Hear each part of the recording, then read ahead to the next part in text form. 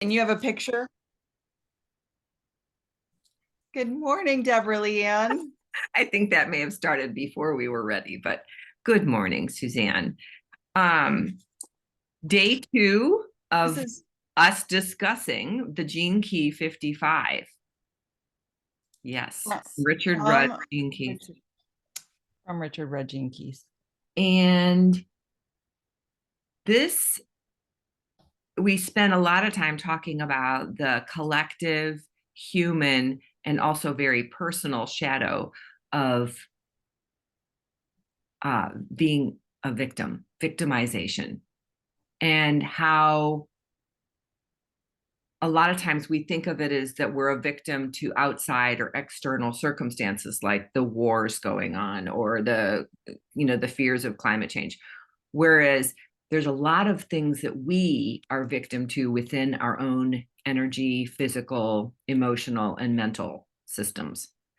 So that if you want to learn more about that discussion, it would be in the Gene Key 55 part 1. So this as part 2, this is such an interesting one because this gene key is the only one that the same spiritual state of freedom, the pathway is also freedom. So you have to go through the pathway of freedom to reach freedom, which I really like because there's different flavors of freedom. I mean, when we taste a little bit of freedom, when we're like, oh, I'm not, I remember when did the Whole30 and I was off sugar and I didn't crave any sugar. And it was such a freeing thing not to have that, my body like wanting, craving. And there's lots of ways where we feel free at different times when we give something up or we give in to, let's say that we give in to something. Do you want to share a personal victimization to freedom story?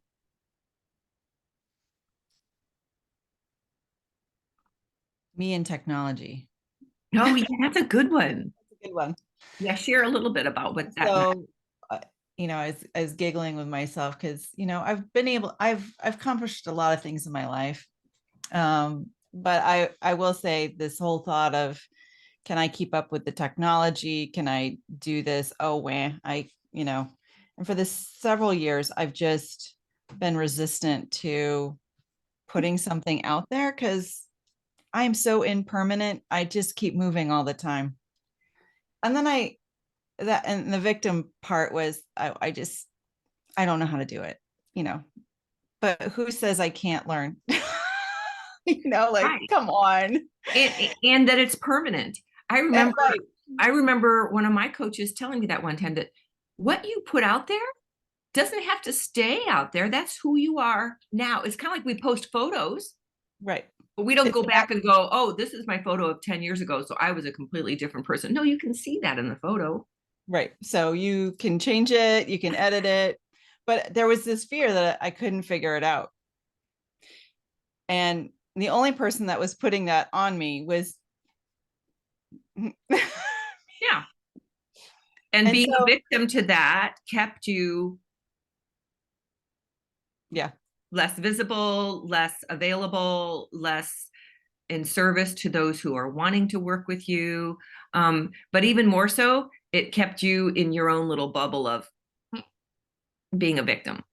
Yes, absolutely. Yeah. Yeah. So the Like, freedom on the other side, and this is what we want to, I'm hoping that we get to today, we'll see, is the playing with how do we turn into the victimization and go, okay, I'm really tired of this. I don't want to play this game anymore. And this control that you have over me, I'm calling quits.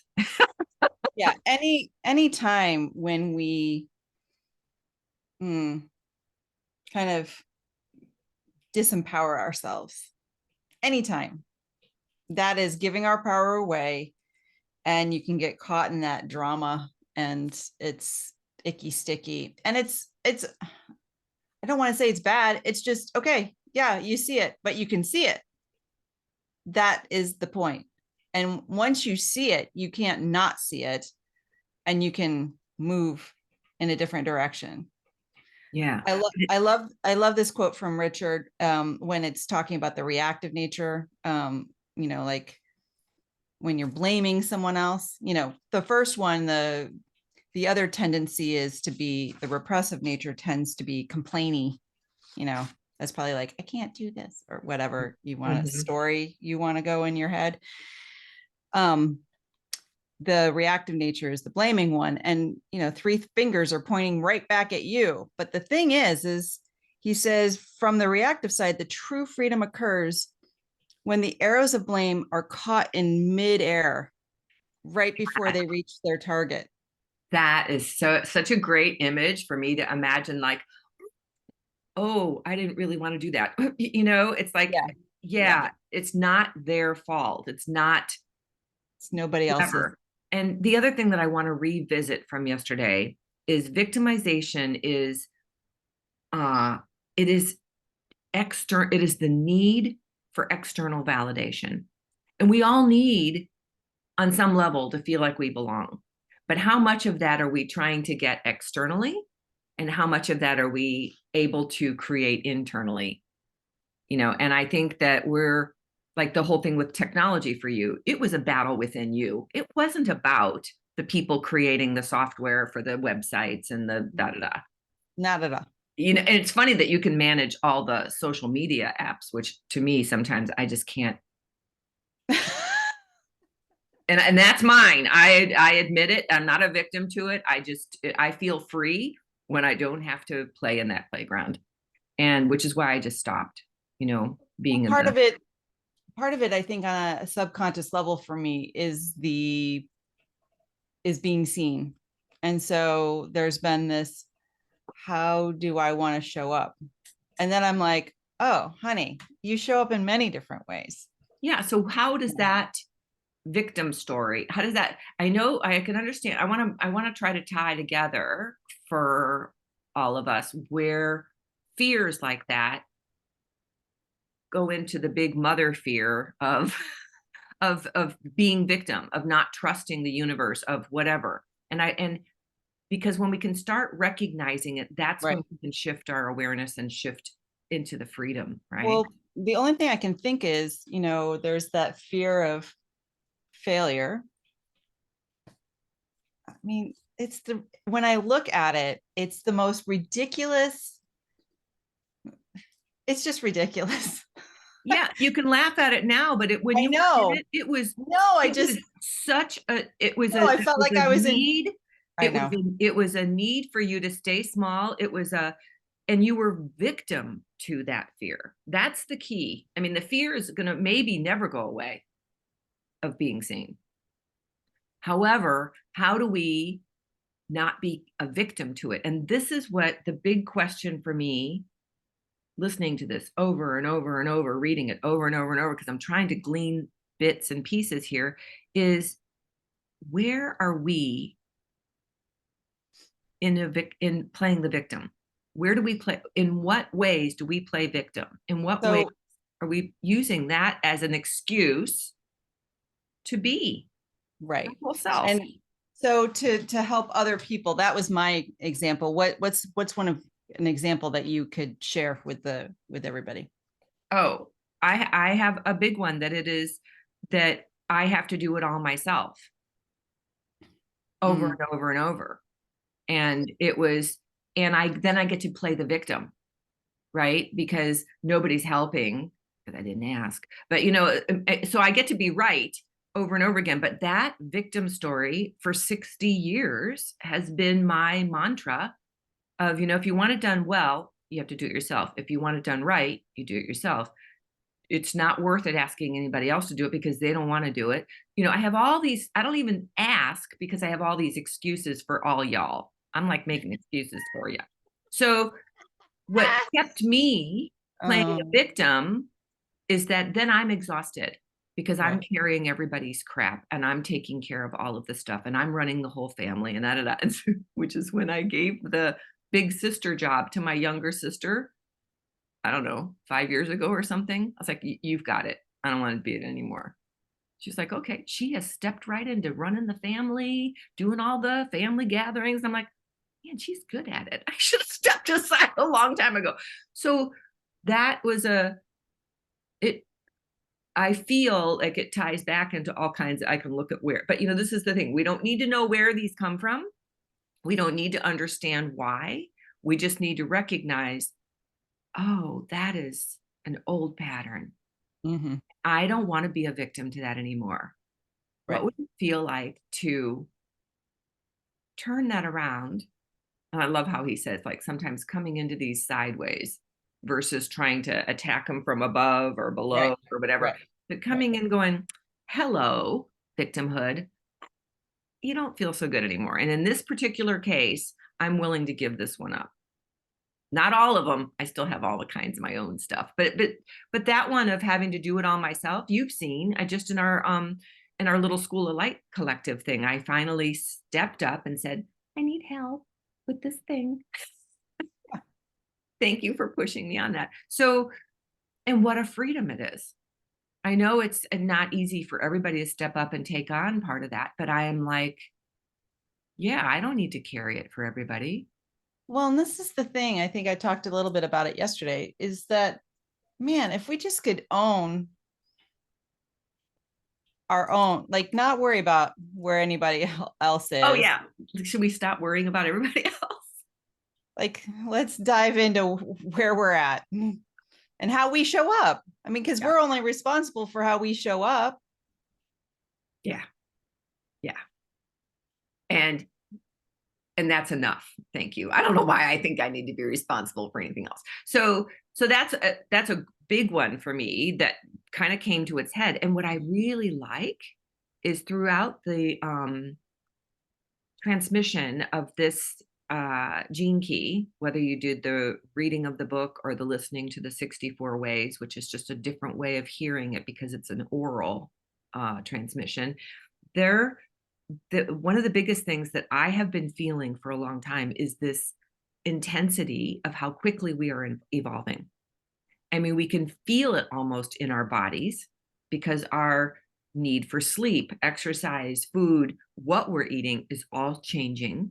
We can feel it in our what used to be okay for us to do no longer really serves us, or we want more of this and less of that. So, I mean, and I think it's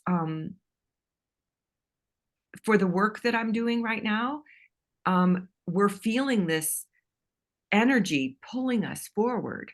Like it is like this, we don't have a choice. It's like we are evolving into this and we're going. Like the train has left the station and we've like run alongside and jumped aboard and now we don't even know where we're going. So there's something exciting about that and very unnerving. And yet that's part of the thing that we could be victim to is how quick the world is evolving, how quick there's so much change and I don't understand it. And yet that's a big part of the trust and the Yeah. freedom that comes with that when we just go, Oh, this is all divinely designed and I am excited about where we're going. I mean, just shifting what glasses we put on and look at the world in makes a huge difference. So I'm choosing freedom glasses when I remember, because I know this is the thing that we do when we're learning something new and we're in our self growth, is that we need to understand that we take a step forward and then something happens and we go 2 steps back. And then we take 2 steps forward and then a step back. So sometimes it looks like we're not really moving very fast. we're dancing. We are. Cha-cha. So, Exactly. so to be kind, because when we're going through change and growth, it is not a linear path. We're doing this and up and down and we're dancing. So Exactly. thank you for that. Because I feel like we are very hard on ourselves. We're like, why I learned this. Why have I not been putting this into practice? Yeah. Do you have a an image to share about the different planes of consciousness? Yeah. Oh, I do. I would have to cue it up though. Maybe I can choose to add the image at the end of the recording Okay. because if you can imagine the adult development, or another term is universal model of leadership, or I just saw somebody else calling it vertical uh, uh, integration. And when we're operating in the pod of the majority of the people on the planet, which is about 70%, there's a very very externally focused, right? Type of, I want somebody to lead me. I want the doctor to tell me what's wrong with me. I want, versus when we move into the more creative, we're self-authoring, we're writing our own story of our life. And we're like, oh, wait a minute. I'm going to go and get my science tests done at the doctor. And then if I'm not so sure I agree with that diagnosis, I could go somewhere else, or I could do my own healing or whatever. So we're in that space of creatively making choices. We're about 20% of the planet operating from there, not many. And then there's this 5%, a little bit up, I've heard 2%, I've heard up to 10%, but in the integral stages where we're operating from, oh, I am all of this. The world is all of this. We're not going to fix the world by only working with the top 5% or only talking to the top 25%. We need all of humanity on board to go, And that kind of presence, that kind of living and leading and loving is a whole nother level. Like you used to say, I used to say a whole nother level. So I'll put that image in there, but it's important for us to look that as we're spiraling up, we're evolution and involution. So we go up, we go down, we go up, we go down. It's like when we breathe in and we breathe out. So we don't like drop that whole bottom part of the world off like that, 3/4 of humanity doesn't like just go away. I mean, it will eventually, things will evolve to a place, but right now we're in a place where we get to be with everything, all of it. Totality. And we don't have to love it, but it would be nice if we could at least accept it and embrace it. Like, this is life. So thank you for asking. I get all jujued when I get to talk about my science models and spiritual models. So tell me what you think in terms of how are some ways. He had some beautiful suggestions in there when I was listening to The Gift this morning, The Gift of Freedom. What would be some ways we could, once we recognize, there's a place where I'm playing victim, there's a place I'm playing victim, how can we take that awareness and help it to soften it? Like, I noticed this morning, I was in the shower and my shoulders were doing this. And I was like, oh, honey, we're okay. Yeah. Safe. But I mean, that softening of that victimhood, which is very tight, there's no room for anything in there. And when we soften it, it allows there to be grace and that sense of freedom to flow. But I want to give people some ideas on how to soften. Thoughts?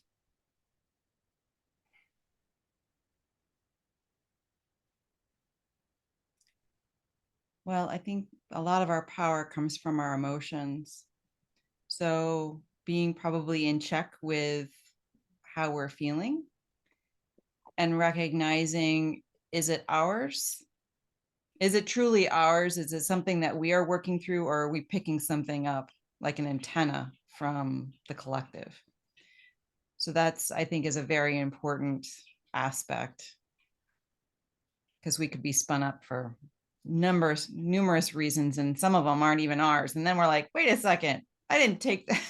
I'm not taking this on. Yeah, that's my mother's programming. That's typically what I feel is I can feel it generationally. Like I can hear the voice of my grandmother or whatever. And with love. So we were talking Absolutely. about, right, spring cleaning. And as you pick up each thing and you're like, oh, I've always loved this little tin with the, do I still love you? Or is it time for you to move on? Can we love it and let it go? Like the Marie Kondo thing. Yeah. Thank it, bless it, and because somebody else might really want that. So we're and that's what we do when we transmute energy that comes in, that we feel the victimhood or the victimization, the being a victim to some story, pattern, practice, routine, thought, whatever. um how do we go, like, I just felt it again, I felt the tightness in my shoulders. So how can we have that awareness and then say thanks for the reminder? I am choosing to not be a victim. I am choosing to allow more freedom. You know, literally, it's hard to be a victim when you're like this. When you're like this, it's so easy to just stay small and be a victim and just beat up on me, just walk all over me. It's okay. Versus I'm choosing freedom. I'm saying yes, I'm allowing. You could put your hands up and you can even do the Oh, the dragon. mudra. Yeah. Was that? Yes. Thank you for reminding me. And the mudra reminds us that we have these tools available for us to sever from those old stories, those old patterns, the wiring that's connected in our neuro transmitters that connects this thing happening to this emotion, this fit pain, this whatever, so that we can just go, And we can create new neural networks. right, and allow there to be. I love that these are dragon's teeth, because I can imagine the dragon like within the Kundalini energy, like connecting us all.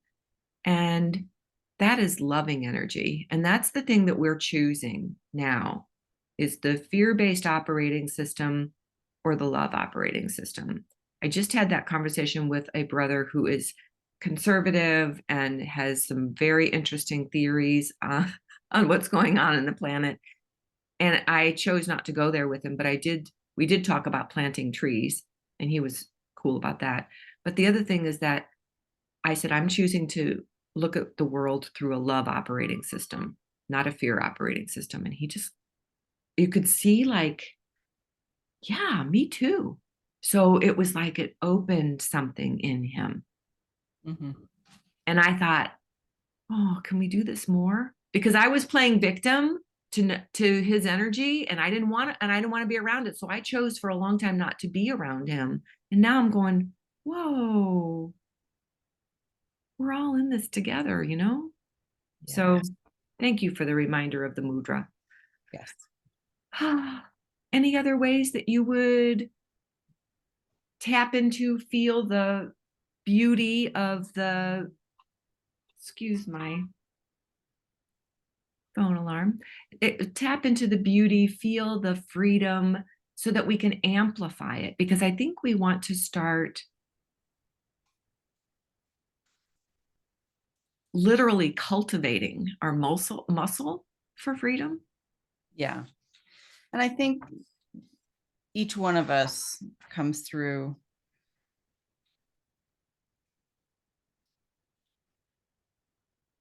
even the little wins that we have, like you were talking about. That's powerful. And we have to celebrate those. So part of it is also celebrating that freedom. It's inherent within each one of us.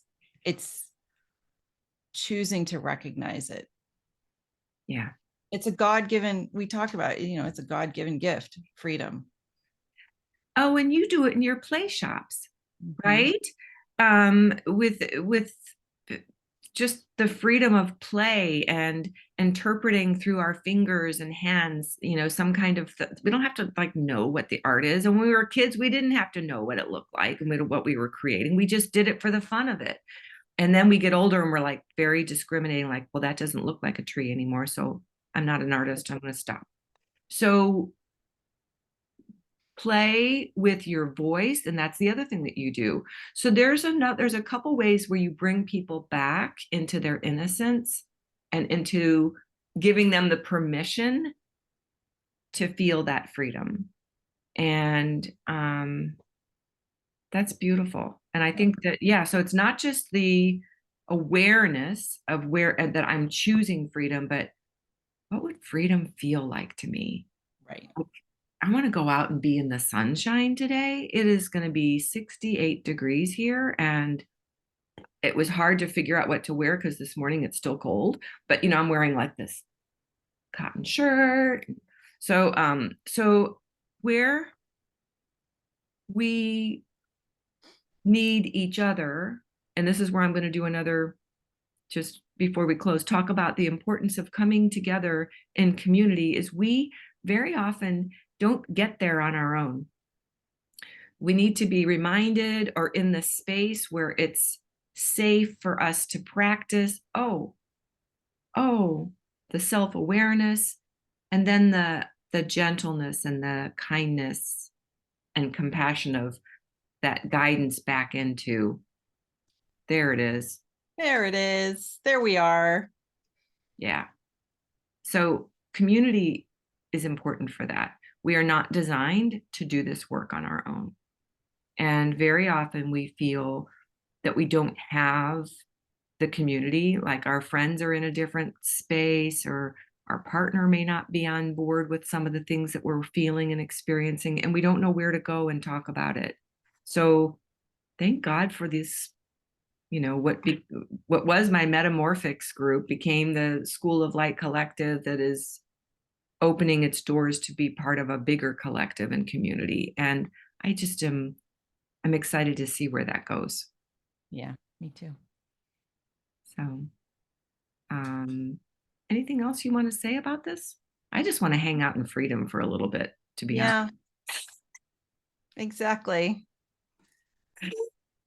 Freedom to be in community, freedom to choose not to if you don't want to, Yep. freedom to follow your own guidance. Yeah, If it and feels yummy, that's that call, right? Very often we feel it and we're like, oh no, I can't afford that. I can't do that. I don't have time for that. I don't have, space in my life for that. And it's fascinating to see people go, you know what? I'm in the process of inviting people to join this program, and I hear all of the time, money, energy, and then they're like, but something just opened up for me. Let me revisit this. Or I just got the okay for the money for the sponsor. Let me find the time on the calendar. Or let me make sure that the kids can be handled, or whatever it is. And I'm loving that when something is so when your soul is calling you forward into something, very often a lot of the jibber jabbers, the things that we become victim to, can fall away when right? we choose to really follow our heart, our soul. And that feels delicious. Yummy. So yummy. I can attest. So, okay. On that note, let's see. We'll end with our mudra. Freedom, Freedom. freedom.